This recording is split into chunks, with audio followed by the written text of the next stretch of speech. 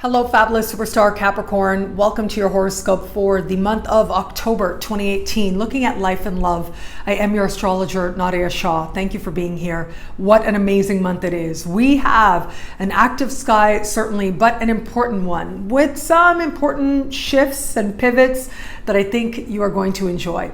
So let's start with the new moon. Right around the 8th of the month, give or take a day on either side, depending on where you are on the planet, we are going to have a new moon. Now, this new moon is happening at the very top of your sky, and it is speaking with Pluto in your sign. It is this moment that tends to represent a new chapter where it comes to matters of career, social standing, life purpose, and the goals that you have, and what you think is worthy of achievement. Because of that Pluto connection, it leads me to consider that some of this new beginning may come about due to circumstances that feel particularly intense, as if you have to make a change. The change is being presented itself to you. Maybe the circumstances are a little bit less than ideal. There might be a little bit of a learning curve as well. But for all that, there is a desire now on your part to focus and to make something happen, make a goal happen, make an ambition happen, or align with your life purpose more determinedly. And that desire alone will ensure that you will summon the strength that you need to make those changes. This is a time of planting seeds, as they say. This is the beginning. And what starts now will have an important fruition just 6 months down the road. I will be here to talk about it, of course, but at least for now, chances are there is going to be some new opportunities. Pluto does also represent a feeling like fate is playing a hand, as if you are being pulled in a particular direction. And so it is with any new opportunities and situations that you may attract into your life right now. There is a sense that there is something playing out in this moment that is important and is karmic. But of course, you always have the power to decide what it is that you are going to do, and in light of your unique circumstances, what is right for you to do. But one thing is for sure, though, you are on the path towards meaningful transformation where it comes to the goals that you have and the ambitions that you have in your life. As we move towards the later part of the month, right around the 24th, we have a full moon that I am really very excited about. This full moon is happening hand in hand with Uranus and speaking in supreme harmony with Saturn. It is also standing across the sky from Venus. I am very excited about this energy. It is happening in a part of the sky for you that has to do with a few different things. One is creative fulfillment and feeling a sense that you are being well used for the things that you like about yourself. It has to do with passion and it has to do with luck. Now, I'll talk more about the love component of this in just a moment, but this full moon can also suggest things like fertility and the children you have and the children that you want.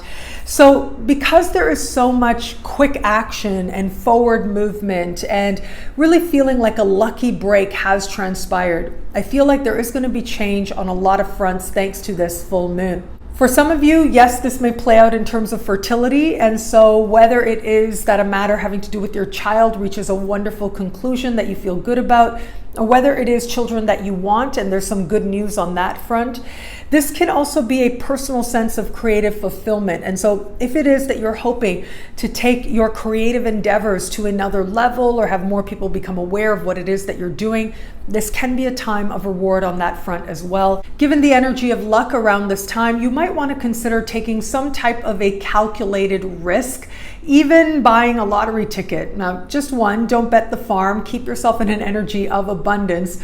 But these are some ways in which you can tap into this energy that has to do with windfalls that change your circumstances for the better for a long, long time to come. Where it comes to love, of course, we have got this full moon. And this full moon speaks in the context of love because it has to do with flirtation and romance and what the heart truly wants.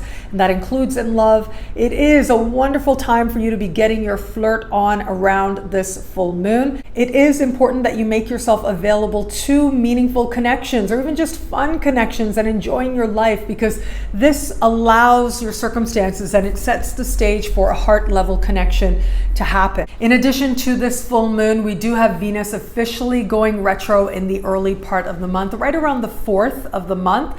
And then towards the very end of the month, we have Mars leaving shadow. So these two factors are also going to be an important part of love and what's coming up for you in love. If you are open to meeting someone new, this can be a time when a friend or a group of people seem to be the ones where your romantic life is flourishing, or an area of focus where it comes to love, particularly new love. Of course, because it is a Venus retrograde season, what you think you're getting might not necessarily be what it is that you are getting, and that really is okay. Sometimes it can end up being even better, especially around the energy of the full moon. Absolutely, love prospects can be much better than they seem on the surface. For those of you in an established bond, I do think that the full moon in the later part of the month is just fun. It has a lot of very joyous energy, and you can enjoy that with your partner. It is earlier in the month with that new moon. It looks like you're busy, you're trying to set your goals, career matters are very much on your mind. But the energy does shift, especially as we move towards the later part of the month and you're willing to spend that time to enjoy your partner that much more. With the Venus retrograde season, you do want to be mindful that your friends are not in any way impeding on or giving you a perspective that is influencing where you are in terms of your partner. In fact, this is a great time to keep a sacred space around you and your partner and make sure you are nurturing that bond, especially around the 24th. What I love about this month for you is, well, look, I love that Mars is officially leaving shadow right around the 28th. I think that that is so wonderful for you. This does represent a time that is going to feel like energy frees up for you. Now, we still have Mars moving through that financial part of your sky until the middle of next month. But considering that this Mars retrograde season spent important moments in your own sign, it is going to be one of those moments where it feels like things have changed for you. They feel just a little bit less urgent, and they feel like you're able to tap into your power and move things forward. You add to this the very joyous energy as we get to the later part of the month. Well, the opportunities to enjoy your life may very well come up by surprise, but they can lead to a series of events that leave an impact, that change you in important ways, in ways that I believe you will like very much.